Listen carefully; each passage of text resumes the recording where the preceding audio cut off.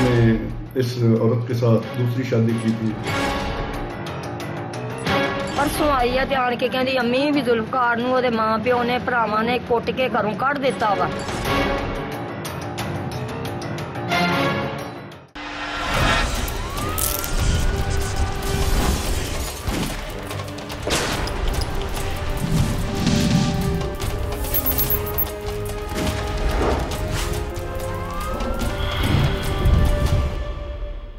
एक से ज्यादा शादियां रचाने वाला शख्स हमेशा मुसीबतों और परेशानियों में घिरा रहता है। हमारे माशरे में जहां दूसरी शादी को मुश्किल से कबूल किया जाता है, वहां दो बीवियों से पैदा होने वाली औलाद और उनके दरमियान तकसीम होने वाली जायदाद का मामला भी बाज इतनी पेचीदा सूरत हाल इख्तियार कर लेता है कि एक ही खानदान से जुड़े बहुत सारे अफराद एक दूसरे के दुश्मन बन जाते हैं। सबसे ज्यादा खतरनाक सूरत हाल उस वक्त सामने आती है जब दूसरी शादी रचाने वाला शख्स दोनों बीवियों और उनके बच्चों के साथ वो इंसाफ नहीं कर पाता जिसके वो हकदार होते हैं। उस पर इतना दबाव बढ़ाते हैं और वो अपने दो खानदानों में से एक को छोड़ने पर मजबूर हो जाता है।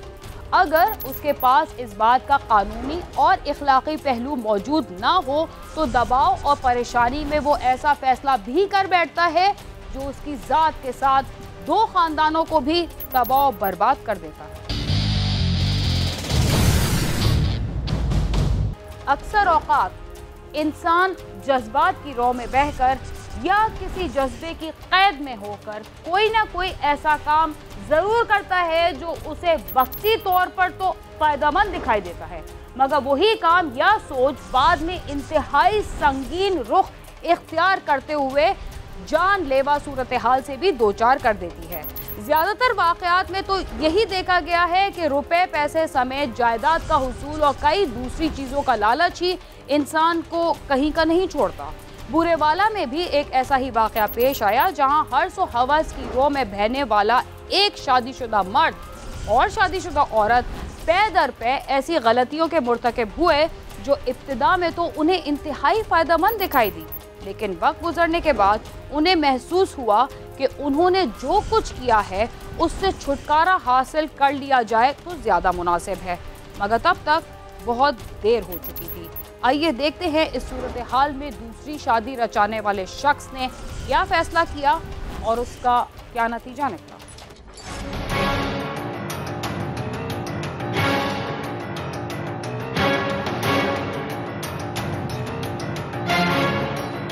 आरावाला के रहशी जुल्फकार गुज्जर ने अपने गांव में एक पोल्ट्री फार्म बना रखा था, जहां गांव 62 ईबी आरावाला का ही रहायशी मोहम्मद इमरान मुलाजमत करता था। इमरान की बीवी अमीना बीबी और उसके बच्चे भी पोल्ट्री फार्म के ही क्वार्टर में रहते थे। जिंदगी मामूल के मुताबिक पुरसुकून गुजर रही थी।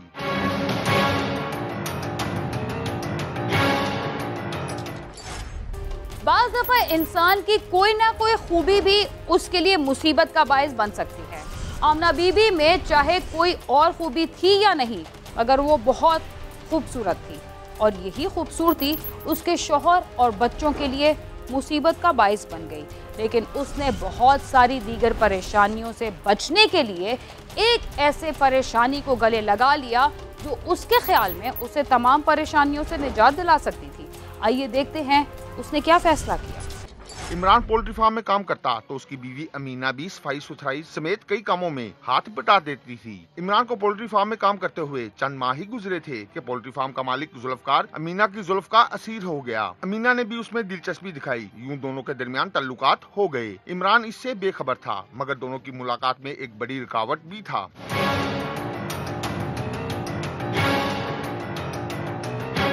जुल्फकार ने मीना से कहा कि वो उससे शादी कर ले ताकि छुप छुप कर मिलने से निजात मिले। यूं दोनों ने मिलकर मंसूबा बनाया और अमीना बीबी ने अदालत में दावा दायर कर दिया और चंद ही माह में उसे अदालत से तलाक मिल गई और जुल्फकार ने अमीना से दूसरी शादी कर ली। एक्चुअल जो सूरत हाल थी, उसने इस औरत के साथ दूसरी शादी की थी। पहली शादी उसने अपना नौकर जो है उसका नाम है इमरान, उसकी बीवी के साथ ये पसंद की शादी की थी और उससे तलाक दिलवाई थी। उसके छोटे छोटे दो बच्चे हैं, एक बेटा 3 साल का और एक बेटी है तकरीबन 6-7 साल। जुल्फकार को आमना के हुस्न और आमना को जुल्फकार की दौलत ने लालच और हवस के ऐसे जाल में फंसाया कि दोनों की आंखों पर पट्टी बन गई। आमना अपना अच्छा भला खानदान और बच्चे छोड़कर उससे शादी कर बैठी, जिसके बाद दोनों को किसी की परवाह थी और ना ही किसी परेशानी का सामना था। मगर असल परेशानियां तो अब शुरू होने वाली हैं।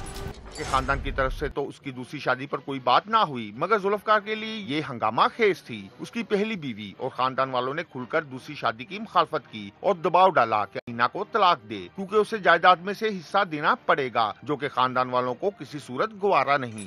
परसों आई है ते आन के कहंदी अम्मी भी जुल्फकार नूं ओहदे मां प्यो ने भरावां ने कुट के घरों कढ़ दिता वा ते ਉਹਨਾਂ ਦੀ ਬਹੁਤ ਲੜਾਈ ਹੋਈ ਹੈ ਤੇ ਇਹਨੂੰ ਕਹਿੰਦੇ ਸੀ ਵੀ ਇਹਨੂੰ ਛੱਡ ਦੇ ਤੇ ਤੂੰ ਘਰ ਆ ਜਾ ਤੇ ਉਹਨਾਂ ਨੇ ਘਰੋਂ ਬੇਦਖਲ ਕੀਤਾ ਹੋਇਆ ਸੀਗਾ ਤੇ ਉਹਨਾਂ ਨੇ ਕੱਢ ਦਿੱਤਾ ਸੀ ਤੇ खानदान वालों के दबाव पर जुल्फकार ने अमीना को तलाक तो न दी, मगर उसे बुरेवाला के गांव चक नंबर 505 ईबी में अलहदा मकान किराया पर ले दिया, जहां अमीना अपने पहले बच्चों के साथ रहाइश पजीर हो गई। खानदान वालों का दबाव फिर भी जारी रहा और बिलाखिर पहली बीवी और खानदान वालों के दबाव में आकर जुल्फकार ने अमीना को तलाक दे दी।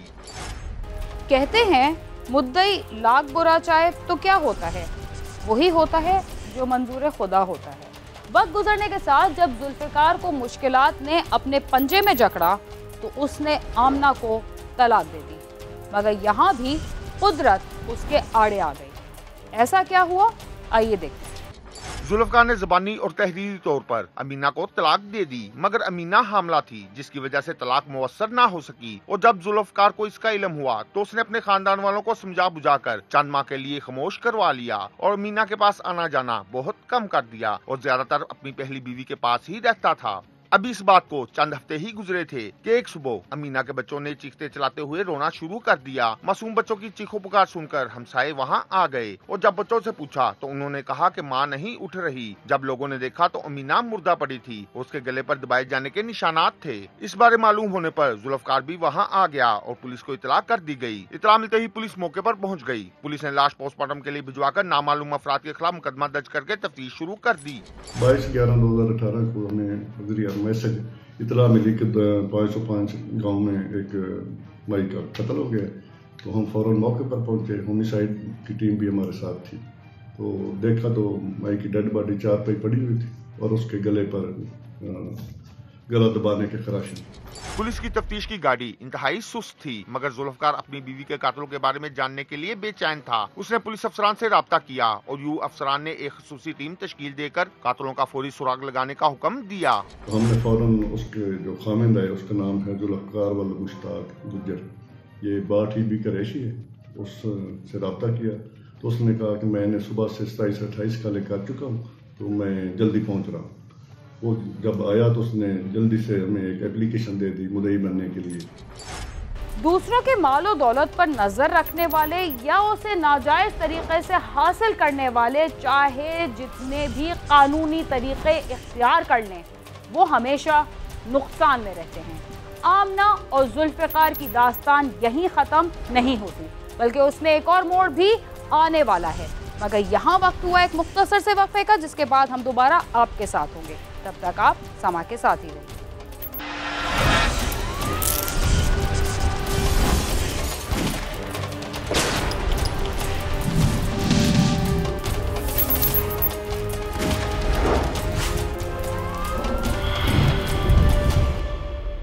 प्रोग्राम क्राइम सीन में एक बार फिर खुशामदीद।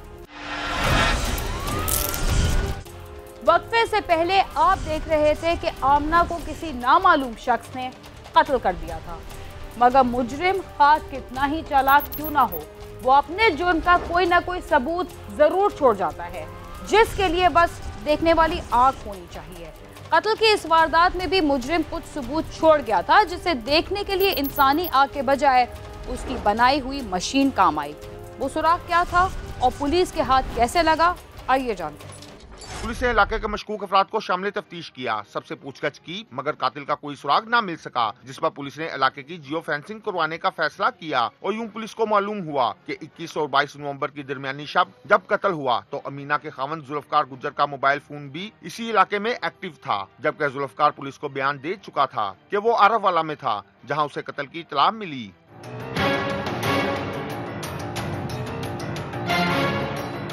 पुलिस ने फौरी तौर पर जुल्फकार को हिरासत में ले लिया और जब उसके सामने तमाम सबूत रखे और तफ्तीशी मराहिल से गुजारा तो उसके पास इतराफ़ जुर्म के सिवा कोई चारा ना रहा।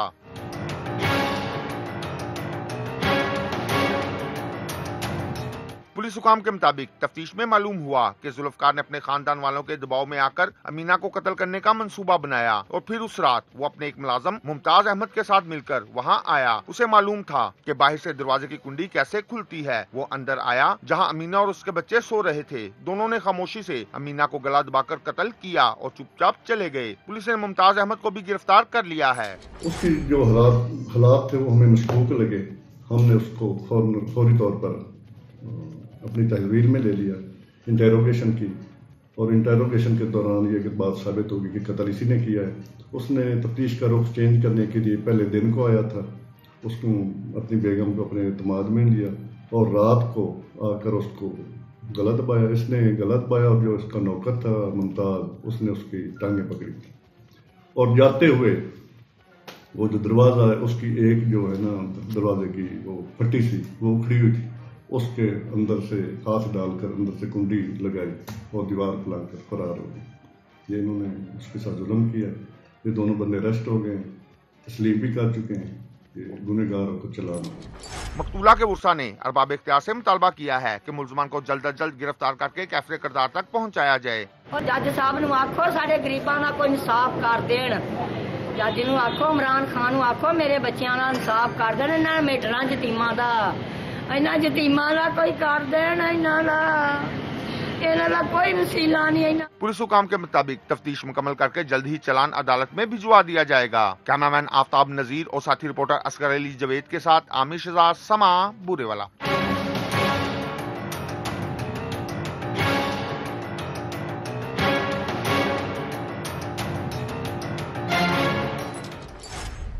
कराची में पेश आने वाले जराइम के हर दूसरे वाक़े में गैर कानूनी असलहा जरूर शामिल होता है, मगर यहाँ की इंतजामिया नाजायज असलहे को जब्त करने में नाकाम दिखाई देती है, जिसके नताइज रोजाना हमारे सामने आते हैं। यहाँ के इलाके जुर्जानी टाउन में डाकुओं की फायरिंग से बाप बेटा जा बहक और मकतूल का एक बेटा जख्मी हो गया। पुलिस इस वाक़े को जाती दुश्मनी करार देने की कोशिश कर रही है, मगर अभी तक उसके लिए मजीद तफ्तीश की जरूरत से इनकार नहीं किया जा सकता।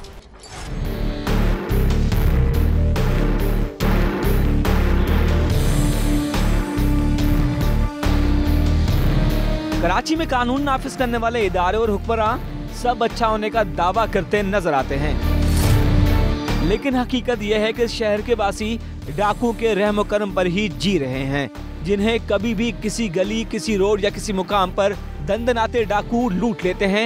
ये दीदा दिल डाकू किसी की जान लेने से भी नहीं चूकते। कराची में डाकुओं का निशाना बना एक और घर, जहां बाप और बेटा डाकुओं की गोलियों से जिंदगी से महरूम हो गए।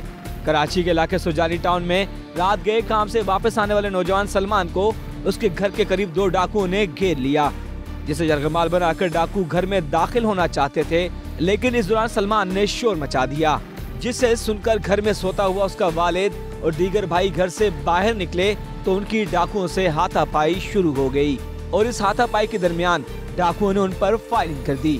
फायरिंग से 50 बरस का अनवर और उसका 22 साला बेटा सलमान जाँ बहक हो गए, जबकि फायरिंग से उसका एक और बेटा 28 साला शान भी जख्मी हुआ। जख्मी शान की बीवी के मुताबिक दो मुसल्लह अफराद रोड से सलमान के पीछे आए। सलमान ने उन लोगों को रोका कि घर के अंदर औरतें सो रही हैं, जिसके बाद हाथापाई शुरू हो गई। इन्होंने कहा भाई अंदर नहीं आओ, हमारी लेडीज सोई हुई है, और उन्होंने खींच कर बाहर ले गए और हाथापाई उनकी उनके साथ, और उन्होंने फायरिंग की और गोलियां लगा के चले गए। ये वाकया रात के किस पहर में पेश आया था? घर में दाखिल होने से कबल जब डाकुओं ने नौजवान पर हमले की कोशिश की तो बाप बेटे ने अपने बचाव के लिए क्या तरीका इख्तियार किया और दोनों को किस तरह गोलियों का निशाना बनाया गया? इस सिलसिले में ऐनी शाहिदीन का क्या कहना है, आइए हम आपको बताते हैं।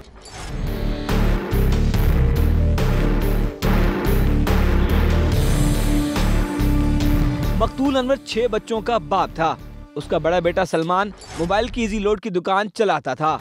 वो रात को दुकान बंद करके वापस घर आ रहा था कि डाकुओं ने उसे घेर लिया। मकतूल के भाई अदनान के मुताबिक वो रात को दोस्त के घर पर काम कर रहा था कि उसे गोलियां चलने की आवाजें आईं।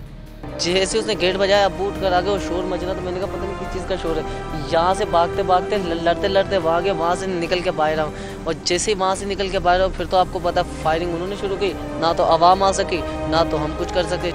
इस हादसे का शिकार होने वाले खानदान के पड़ोसी खातून ने बताया कि रात 4 या 5 बजे के करीब मकतूल अनवर शोर मचा रहा था कि उन्हें डाकू लूट रहे हैं और उसने उनके घर का दरवाजा भी खटखटाया था।